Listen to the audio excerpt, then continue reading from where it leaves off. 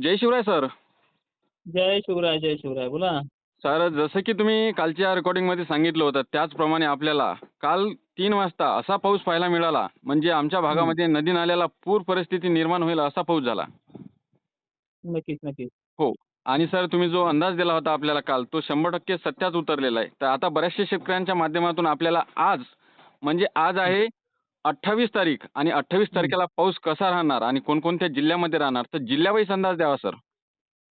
नक्कीच. बहुप्रतीक्षित असलेला जो काही मराठवाडा आहे, हो, त्यांना काल सांगितलंय 27 ला काही आणि 28 च्या मध्यरात्रीपर्यंत हा भाग येईल. हो. तोपर्यंत निश्चिंत राहा.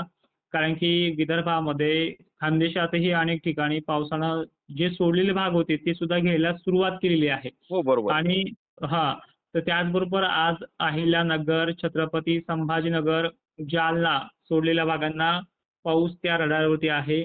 लातूर जिल्हा, परभणी जिल्ह्यातले एकंदरीत सर्व तालुक्यामध्ये आज तो संध्याकाळपर्यंत रडारवरती आहे. 5-6 वाजेपर्यंत काही ठिकाणी तर रात्रीच्या मध्यरात्रीपर्यंत सुद्धा हा दाखल होईल. हां, हां. बीडसह आज सोलापूर, धाराशिव आणि बारामती, पंढरपूरचा सुद्धा एरिया आजच्या पावसाच्या रडारवरती आहे. हं. एकंदरीत चित्र जे आहे गरमीची लेव्हल आणि थोडा वाऱ्याचा वेगही थांबलेला आहे. थोडे वारे उत्तरेकडनं दक्षिणेकडे क्रॉस लाईनमध्ये चालत आहेत. त्यामुळे हा बदल घडून येईल आणि आत्तापर्यंत तुम्ही धीर धरल्याबद्दल तुमचे धन्यवाद. पण एकंदरीत तुम्हाला ही परिस्थिती माहिती आहे. मी सकाळीच एक अकाउंट चेक केलं माझं गेल्या वर्षीचं, हो. की जुलै महिन्याच्या 4 तारखेपर्यंतही नेवासा पट्ट्यामध्ये कमेंट्स येत आहेत. फक्त मला अहिल्यानगरच्या कमेंट आलेल्या आहेत. हां, हां. पंढरपूरच्या, सोलापूरच्या सुद्धा कमेंट आहे, की आमची पेरणी झाली नाही. हो. तर गेल्या वर्षी मान्सून 12-13 ला येऊन सुद्धा जर 4 जुलैपर्यंत पेरणी येत नाही, तर ह्यावर्षी 22 तारखेपासून आजची 28च तारीख आहे. एकंदरीत 6 दिवस झाले आहेत. मोठा गॅप पडलेला नाही. काळजी करू नका. आजचा जो बदल आहे 28 तारखेचा, हं. तो बदल स्पष्टपणे तुमच्या भागामध्ये हसू चेहऱ्यावरती आणेल असाच आहे. हो. आता तालुक्या वाईज बघूयात आपण कुठे किती जोर वाढतो तो. बरोबर सर. आज वैजापूर, कन्नड, सिल्लोड आणि गंगापूर, अंबड, पैठण, पठ्ठे हं. या आज सोडलेल्या भागांमध्ये जीवदान देईल अशी पद्धतीचं कंडिशन आहे. भोकरदन, जाफराबादच्याही काल सोडलेल्या भागांमध्ये सुरुवात झाली. तिथे आज वाढ होईल.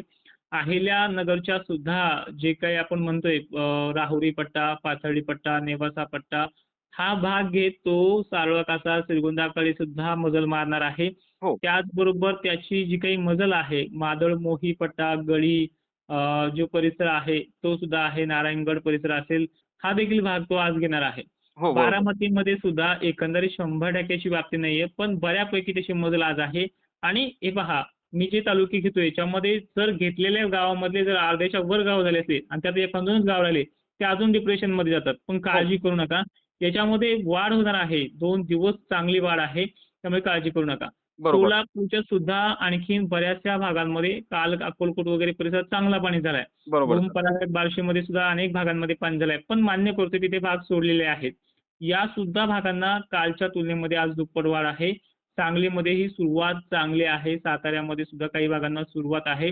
एकंदरीत दक्षिण महाराष्ट्र, पश्चिम महाराष्ट्राला सुरुवात चांगली आहे. बरोबर. मग मराठवाड्यातल्या बऱ्याचशा भागांचं चित्र काय असेल तर ते लक्षात घ्या. आज परळी वैजनाथ, माजलगाव परिसर, त्याचबरोबर गंगाखेड परिसर, सावंतवाडी, केज, धाराशिव परिसर हा देखील भाग आज बऱ्यापैकी आहे. माजलसुंबा, केज, धारूर हा देखील भाग बऱ्यापैकी आहे. धाराशिवचे लोहारा, खुर्द हा देखील भाग चांगल्या पद्धतीने आहे. अशा प्रकारचं चित्र महाराष्ट्रात आहे. हं. मग आता खानदेशचं, धुळ्याचं, मालेगावचं आणि नाशिकचं चित्र कसं असेल ते बघा. पूर्वेकडनं वातावरण बनत यायला लागले. म्हणजे बंगालच्या उपसागरातनं कमी दाबाचा जो काही पट्टा आहे तो सक्रिय होत असल्यामुळे मालेगाव, नाशिक क्षेत्र, निफाड, येवला, देवळा, नांदगाव या भागांमध्ये जोर आजचा मध्यरात्रीपर्यंत वाढणार आहे. दुपारी किंवा 4 वाजतापर्यंत आभाळाकडे टक लावून बघू नका. तुमच्या त्या बघण्यामुळे सुद्धा इथे मन खच्चीकरण होते. कारण की आस लावून बसलेले आहात तुम्ही.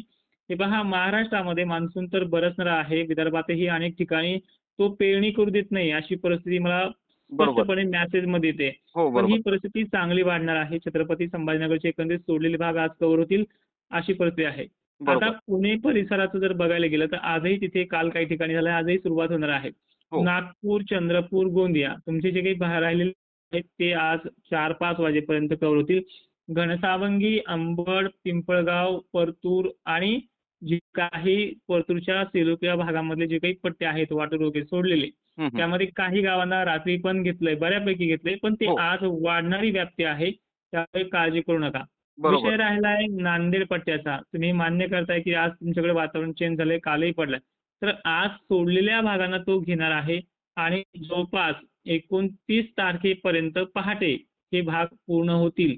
याच्यामध्ये अजूनही सांगितले, मी तुम्हाला सुरुवातीला सांगितले, की जर एखाद्या भागाला कमी किंवा सोडला असेल तर काळजी करू नका. 2 दिवस वातावरण चांगलं आहे आणि 27 पासून ही सोडलेल्या भागांची व्याप्ती सुरुवात होते आहे. त्यामुळे बरोबर. कालपासून सुरुवात झालेलं वातावरण हे 28ला आज बऱ्यापैकी कव्हर करेल.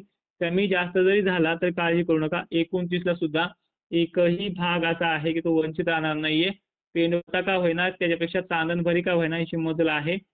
आतापर्यंत पेंडवलचा पाऊस पडलेल्या भागांना चांदणभरीपर्यंत तर वाहुणीपर्यंत मजल जाऊ शकते अशी परिस्थिती उद्भवलेली आहे. बरोबर. आणि एकंदरीत दुष्काळाचं जे चालू आहे, हे बघा गेल्या वर्षी ओल्या दुष्काळ सदृश्य परिस्थिती होती तरी सुद्धा पेरण्या 4, 5, 6 जुलैपर्यंत केल्या होत्या. त्यापेक्षा यंदा पाऊसच 10-12 दिवस लेट आलाय. त्यामुळे एकंदरीत महाराष्ट्राची आतापर्यंतची जी काही कंडिशन्स आहेत, जे आपण वर्षानुवर्षाचा डेटा जर काढलाय, तर सलग 20 दिवस तरी महाराष्ट्रातल्या पेरण्या चक्क झालेल्या नाहीत. तुम्ही कुठलंही साल सांगा. बरोबर. अहिल्यानगरमध्ये पाहिले, मी छत्रपती संभाजीनगर पाहिले, चक्क जालन्यामध्ये सुद्धा असं झालेलं आहे. त्यामुळे काळजी करू नका. वातावरण खूप चांगलं आहे. हे तळमळीनं सांगतोय. हो. आता हे पहा, जर आता तुम्ही 28चा डेटा पाहिला, मी आता अनेक जिल्ह्यांची तालुक्याची नावं घेतलीत. बरोबर. मग हे जर मध्यमच पडला आणि चांगला जरी पडला, तर हे पुढे टिकून राहील का? तर जवळपास 29 तारखेला सुद्धा मध्यरात्रीपर्यंत मराठवाडा, पश्चिम महाराष्ट्र, दक्षिण महाराष्ट्र परिस्थिती आहे. नागपूरसह विदर्भातही मोठ्या मोठ्या पावसाचे अजूनही तिथे अलर्ट्स निर्माण झालेले आहेत. त्यामुळे काळजी करण्याची परिस्थिती नाहीये. बरोबर. अवघ्या आजच्या संध्याकाळपर्यंत चित्र स्पष्ट होऊन जाईल. हो. मात्र हं. सर आपल्याला धाराशिव, त्याचबरोबर हं. बीड जिल्हा आणि नाशिक जिल्हा या हं. भागामधल्या शेतकऱ्यांच्या आपल्याला कमेंट येत आहे, की पाऊस नाही, परंतु त्या भागामध्ये पाऊस आहे, परंतु भाग बदलत पाऊस आहे त्या भागामध्ये. आणि हं. सर्वदूर पाऊस व जोरदार पाऊस कधी पडणार सर या 3 जिल्ह्यांना? 100% महाराष्ट्र व्याप्ती 1 आणि 2 दिवसात होत नाहीये. पहिल्या हो. टप्प्यामध्ये जो आपण पाहिलंय 22 तारखेपासूनच सुरुवात झाली आहे.